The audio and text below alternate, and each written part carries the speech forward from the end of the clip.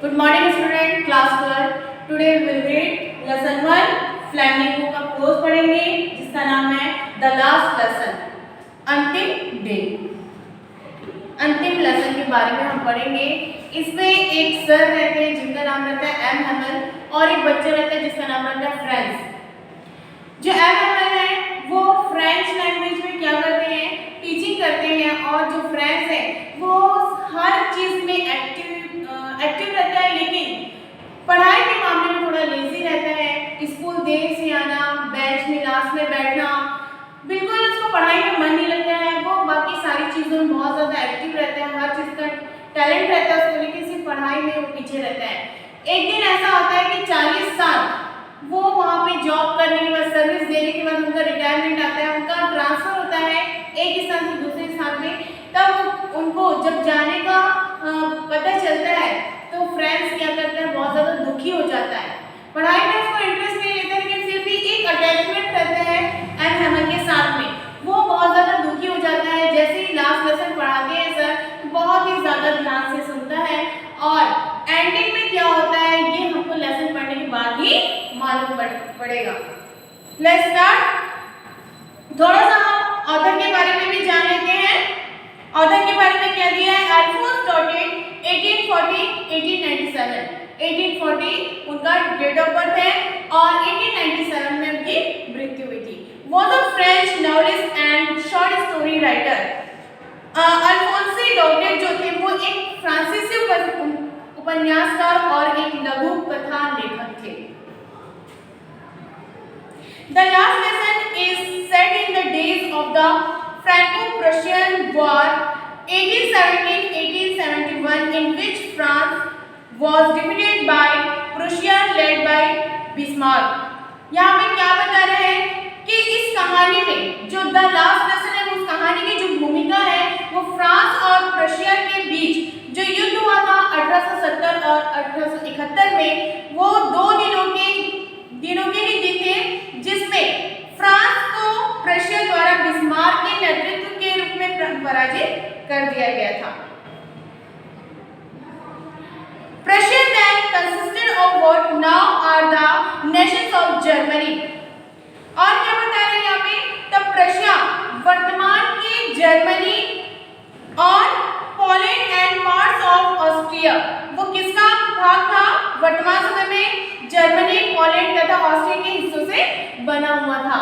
क्या, Prussia. In this story, the French district of Alsace and Lorraine have passed into Prussian hands। फिर बताया जा रहा है कि अल्सेक तथा लॉरेन, ये जगह का नाम है, प्रशिया के अधिकार में चले गए थे। किसके अंडर में, प्रशिया के अंडर में चले गए थे। Read the story to find out what effect this had on life at school। इस घटना का स्कूल के जीवन पर क्या प्रभाव हुआ, इसे जानने के लिए हमें क्या करना है, इस कहानी को स्टार्टिंग से लेकर एंडिंग तक ध्यान से सुनना है। तो आप लोग बुक में ध्यान देंगे। हम लेसन स्टार्ट करते हैं। I started for school very let that morning. उस सुबह मैं बहुत देर से रवाना हुआ। And was in great dread of A scolding, और मुझे बहुत ही ज्यादा डांट पड़ने की बहुत ज्यादा डर था, भय था। Especially because M. Hamel had said that he would question about us on participle।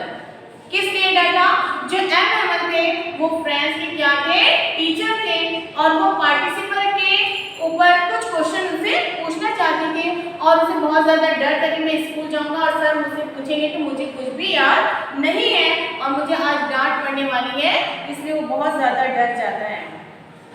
I did not know the first word about them। और क्या बता रहे हैं यहाँ पे कि इनका जो पहला शब्द था, पार्टिसिपल का जो पहला शब्द था, वह मैं बिल्कुल भी नहीं जानता था, एक वर्ड नहीं जानता था स्टार्टिंग का। तो एंडिंग क्या बताता, उसके बारे में क्या बताता। For a moment I thought of running away and spending the day out of doors।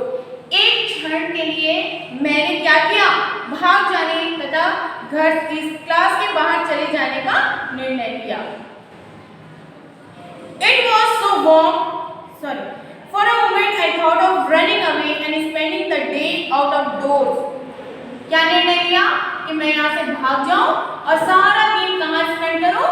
बाहर। It was so warm, so bright, the birds were chirping at the edge of the woods. क्या बता रहे हैं? अब मौसम भी कैसा था? बहुत ही ज्यादा गर्मी वाला था, गर्माहट से भरा हुआ था और वहाँ पे बहुत चमकदार धूप आ रही थी। और जंगल के किनारे क्या कर रहे थे? जो बर्ड्स थे, चिरपिंग, चिरपिंग मीन्स होता है चहचहाना, पक्षियों की बहुत ज्यादा चहचहाने की आवाज आ रही थी। And in the open field back of the sawmill, the Prussian soldiers were drilling. और क्या बता रहे हैं कि वहां पे आरा मशीन के पीछे में क्या था? एक खुले खेत में जो प्रशा थे उसके सिपाही, रशियन के जो सिपाही थे वो वहां पे क्या कर रहे थे? ड्रिल। ड्रिल का मीनिंग होता है अभ्यास करना, प्रैक्टिस करना।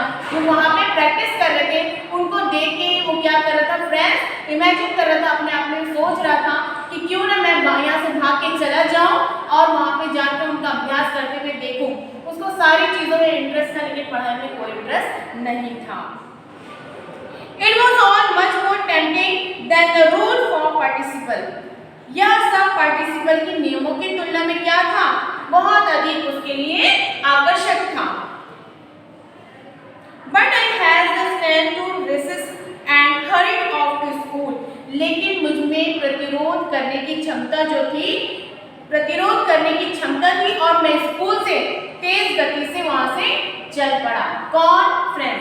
वो तुरंत सोच ही रहा था और वहां से तुरंत उसका इफेक्ट हुआ और वहां से वहां भाग चला। When I passed the town hall, there was a crowd in front of the bulletin board. जब मैं टाउन हॉल के निकट से गुजरा तो मैंने क्या देखा कि एक बुलेटिन बोर्ड लगा है। नेम प्लेट जो सूचना पटल होता है उसको बोलते हैं बुलेटिन बोर्ड। वहां पे नोटिस बोर्ड के सामने क्या था? बहुत ज्यादा रश था, क्राउड था, भीड़ थी। For the last 2 years, all our bad news had come from there: the lost battles, the draft, the order of the commanding officer. क्या बता रहे हैं? पिछले 2 वर्षों से हमें क्या मिल रही थी? Bad news. जितनी भी खबरें आ रही थी वो क्या थी? बहुत ही बुरी खबर, बुरे समाचार सामने आ रहे थे और हारे हुए युद्ध, सेना में सिपाहियों की भर्ती, सैनिक अधिकारी के आदेश और बिना रुके फिर मैंने क्या किया? अपना मन में सोचा। And I thought myself without stopping, what can be the matter now? अब क्या मामला हो सकता है? मैं अपने मन में ही सोचा। फ्रेंड बोल रहा है कि अब क्या मामला हो सकता है। Then, as I hurried by as fast as I could go, the blacksmith watcher who was there with his apprentice reading the bulletin called after me. फिर भी जब मैं उतनी ही तीव्र गति से जा रहा था जितनी तेज गति से मैं दौड़ सकता था, भाग सकता था, और वहां तब क्या हुआ? जो वॉकर था, लोहार था, वह वहां पे अपने प्रशिक्षु के साथ में क्या कर रहा था? रीडिंग न्यूज़पेपर, समाचार पढ़ रहा था। और उसने मेरे पीछे चिल्लाया, मुझे आवाज लगाई, call out me, don't go so fast baby, you will get to your school in plenty of time. फिर उसने क्या किया? आवाज देके, अभी स्कूल पहुंचने में तुम्हारे पास पर्याप्त समय है, बहुत समय है। फिर उसने क्या बोला? सोचा, I thought he was making fun of me, शायद वह मेरे साथ मजाक कर रहा है। And reached an Havel's little garden all out of breath. मैंने सोचा और वह मेरा मजाक उड़ा रहा था और मैं एम हेवल के छोटे से बगीचे में हाफता हुआ कांपता हुआ पहुंचा। आई होप कि मैंने फर्स्ट पैराग्राफ जो आपको पढ़ाया है वो समझ में आया होगा। आगे पीरियड में हम इसे कंटिन्यू करेंगे। Usually when school began, there was a great bustle. उसके बाद क्या बता रहा है कि प्रायः जब स्कूल शुरू होता है तो एक बहुत बड़ी क्या होने लगती है? हलचल होने लगती है। Which could be heard out in the street. और जो भी गली से गुजरता था उसको सुनाई दे सकता था, ऐसे शोरगुल होती थी। The opening and closing of desk lesson dictated in unison very loud with our hands over our ears to understand better and the teacher's greater ruler rapping on the table. फिर क्या बता रहा है कि जैसे डेस्कों का खुलना और बंद होना, जैसे बच्चे लोग आप लोग जैसे स्कूल आते हो तो क्या करते हो, जैसे एंटर करते हो तो डेस्क खींचना, उसको ढकेलना, तो उसकी जो आवाज़ है वो इतनी ज़्यादा होती थी कि बाहर के आने जाने वाले लोग उसको आसानी से सुन सकते थे। और सारे लोग जो है वहाँ पे सारे लोग यूनिसन में से एक साथ एक समूह में क्या करते थे, पाठ को पढ़ते थे बहुत जोर जोर से, very loud with our hands over our ears to understand better and the teacher's greater ruler rapping on the table। और हमारे जो हाथ हैं, फ्रेंड्स जो बोल रहे हैं, हमारे जो हाथ हैं हमारे कानों के ऊपर, कुछ ज़्यादा समझने के लिए अध्यापक का डंडा क्या होता था, मेज पर बजता रहता था। देखे होंगे टीचर लोग अगर लगी रहते हैं तो आप लोगों को शांत करने के लिए क्या करते हैं, डेस्क में मारते हैं। तो वो बता रहे हैं जो एम अहमद थे वो भी क्या करते थे, अपने डंडे को मेज पर बजाते रहते थे। But now it was also still I had counted on the permission to get to my desk without being seen। परंतु आज सब कुछ क्या था, बिल्कुल शांत था, साइलेंट था, और मैं हमेशा बिना दिखे हुए अपने डेस्क पर पहुंचने के लिए शोर के भरोसे रहता था कि बच्चे लोग जोर जोर से शोर करेंगे और मैं जल्दी से कहाँ जाकर बैठ जाऊंगा, अपने लास्ट बेंच में जाकर बैठ जाऊंगा। तो बच्चों आज हम लोग यहीं तक इस चैप्टर को क्लोज करते हैं।